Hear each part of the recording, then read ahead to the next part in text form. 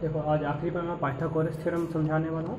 तो Pythagoras theorem क्या होता है? पाइथागोरस थ्योरम होता है क्या, किसी एक राइट एंगल ट्रायंगल में ये होता है 90 डिग्री, और किसी एक राइट एंगल ट्रायंगल में अगर मेरा जो परपेंडिकुलर का स्क्वायर होता है, बेस का स्क्वायर होता है, हाइपोटेन्यूज का स्क्वायर होता है। तो मैंने नाम पिछले क्लास में बताया था कि इस वाले साइड को बोलते हैं हाइपोटेन्यूज, जो कि 90 डिग्री के सामने होता है। इसको बोलते हैं हाइपोटेन्यूज। इसका स्पेलिंग होता है HYPOTENU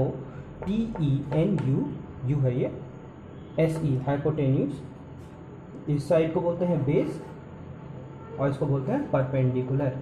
हमारे पास तीन साइड होता है, हाइपोटेन्यूज, बेस एंड परपेंडिकुलर। तो पाइथागोरस थ्योरम सिंपली बोलता है कि परपेंडिकुलर का स्क्वायर प्लस बेस का स्क्वायर प्लस हाइपोटेन्यूज का स्क्वायर जो होता है वो किसके इक्वल होता है? हाइपोटेन्यूज स्क्वायर के इक्वल होता है। कि परपेंडिकुलर का स्क्वायर बेस का स्क्वायर जो होता है वो हाइपोटेन्यूज के स्क्वायर के इक्वल होता है। यही होता है। तो यही है Pythagoras theorem.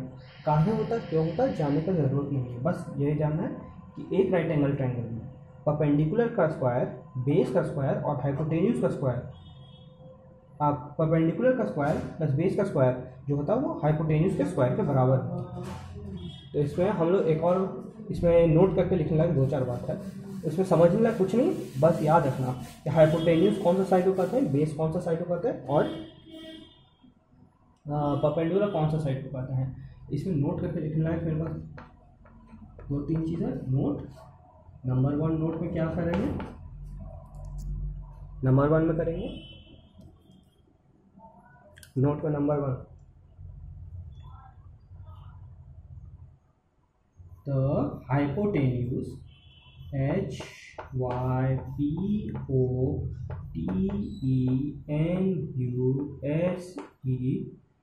is the longest side of right angled triangle.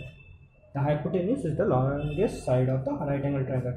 अगर मेरे को एक राइट एंगल ट्रायंगल है ये, तो ये ABC राइट एंगल यहाँ है, तो मेरा AC is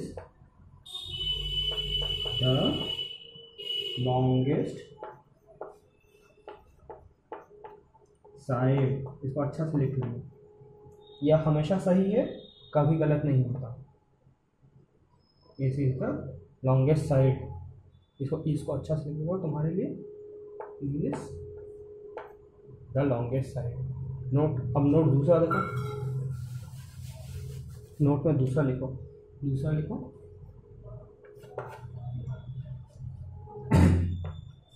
if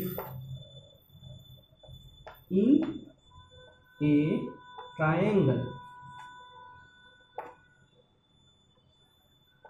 the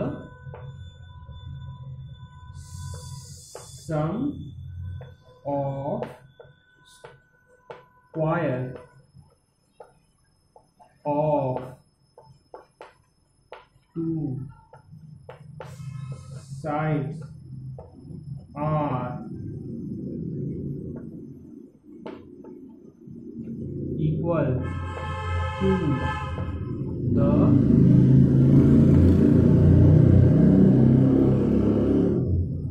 third side,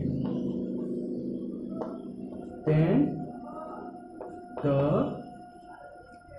triangle is always a right angled triangle। बोलता है क्या, if in a triangle the sum of square of two sides of कोई टू साइड्स, यानी सपोज मेरा ये है एक ट्राइंगल, ये ABC है, ठीक। अगर इसमें मेरा AB का स्क्वायर प्लस BC का स्क्वायर अगर वो AC के स्क्वायर के इक्वल हो जाएगा तो ये ऑटोमेटिकली यहाँ पे 90 डिग्री हो जाएगा। यही कहता है ये थ्योरम। ये एक उसका रिवर्स है जो कि मैंने बताया था। किसका रिवर्स है? पाइथागोरस थ्योरम का। पाइथागोरस थ्योरम बोलता है कि राइट एंगल ट्रायंगल होगा तब मेरा जो होगा परपेंडिकुलर स्क्वायर प्लस बेस का स्क्वायर हाइपोटेन्यूज के स्क्वायर के बराबर होगा। लेकिन यहाँ पे उसको बोलेंगे उल्टा। अगर ये मेरा परपेंडिकुलर, अगर मैं किसी दो साइड का यानी परपेंडिकुलर और बेस का स्क्वायर अगर हाइपोटेन्यूज का स्क्वायर होगा, डेफिनेटली वो एक ट्रायंगल एक राइट एंगल ट्रायंगल होगा। तो ये दो चीज़ नोट कर लो, आगे इस पर क्वेश्चन करेंगे, इसको आगे क्वेश्चन करेंगे। मेरा तो मेरा यहाँ पे तीसरा हो जाता है, सॉरी दूसरा टॉपिक है triangle inequality. Triangle in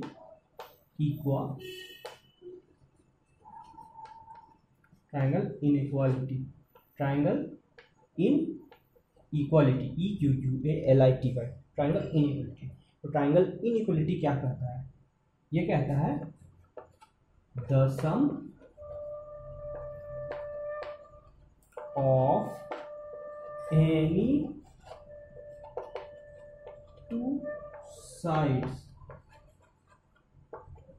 in an triangle is greater than the third side। यही मेरा कहता है। मतलब क्या होगा इसको समझो, मतलब समझो। The sum of any two sides in a triangle in a triangle, sorry and, तो मतलब एक ट्रायंगल खींच लेते हैं। Sum of and two sides बोला तो एक ट्रायंगल खींच ले। सपोज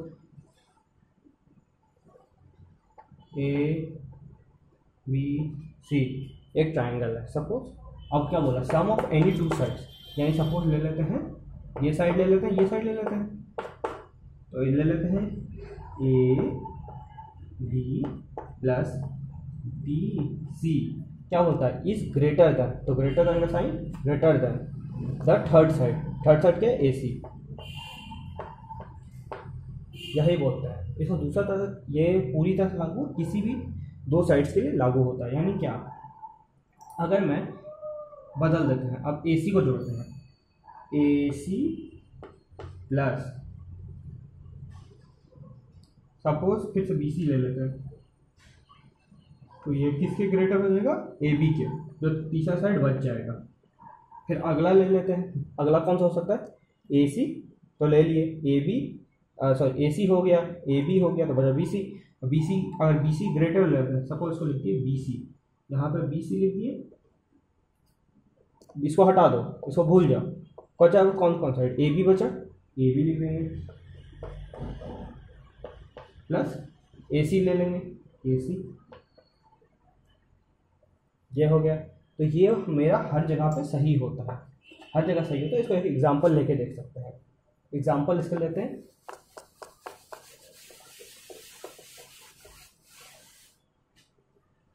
सपोज मान लो कि मैंने एक ट्राइंगल लिया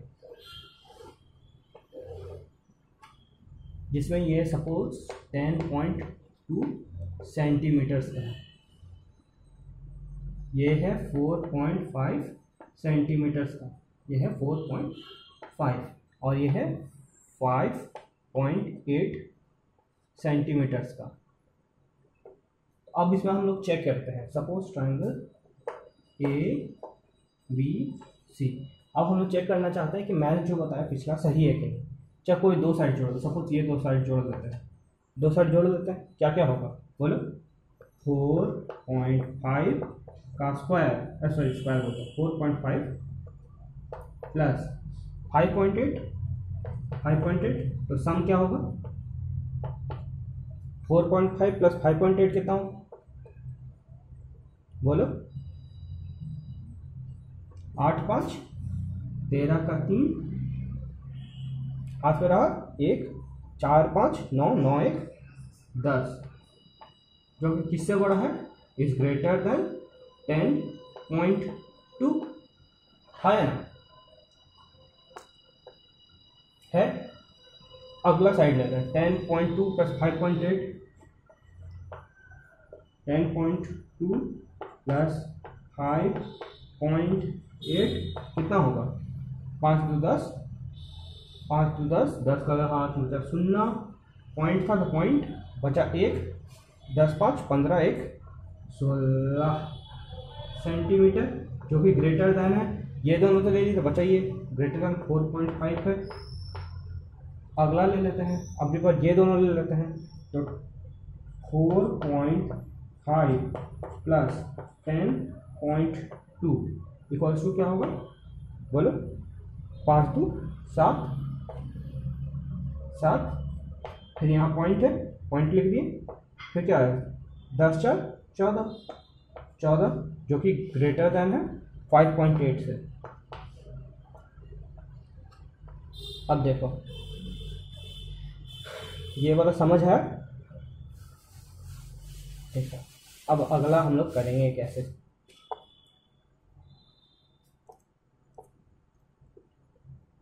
अब हम लोग अगला कैसे करेंगे?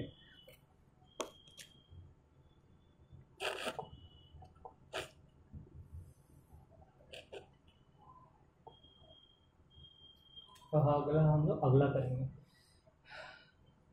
देखो इसमें एक चीज़ नोट करने लायक बात है, note.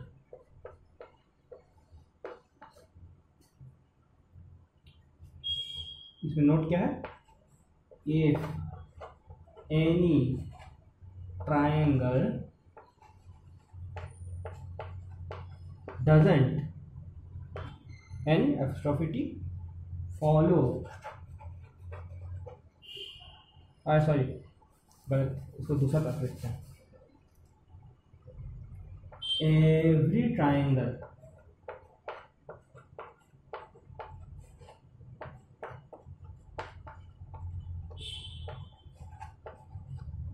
must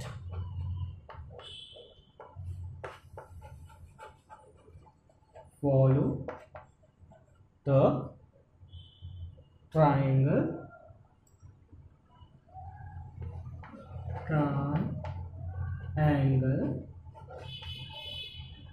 in equal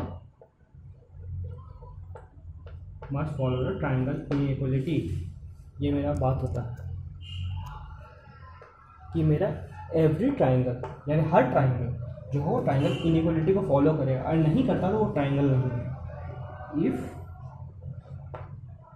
it doesn't follow it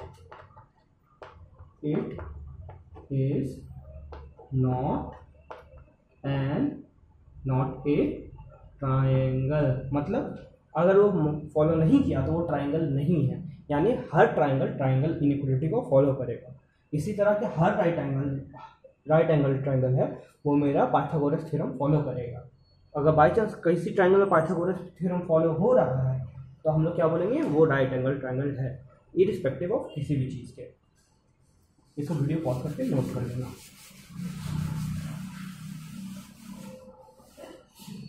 यह हो गया ट्राइंगल इनइक्वालिटी। अब एक आध क्वेश्चन देखते हैं। अरे तुमको रूट निकालना नहीं आता है ना, तो आज देखो रूट निकालना सिखा देता हूँ।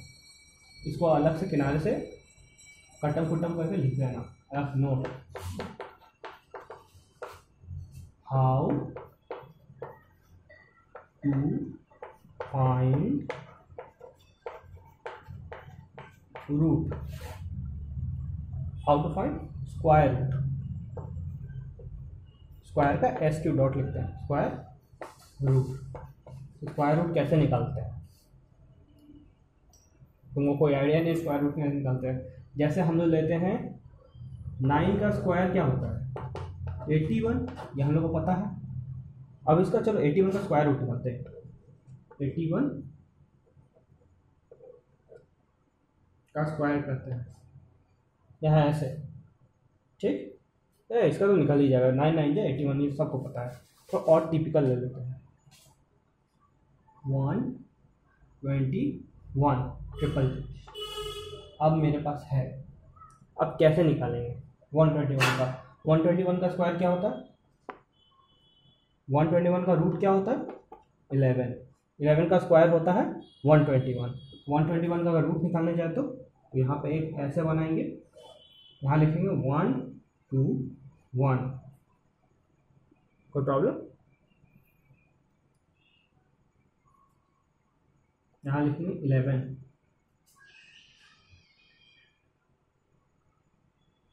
तो डिवाइड करना होगा। एक सेकेंड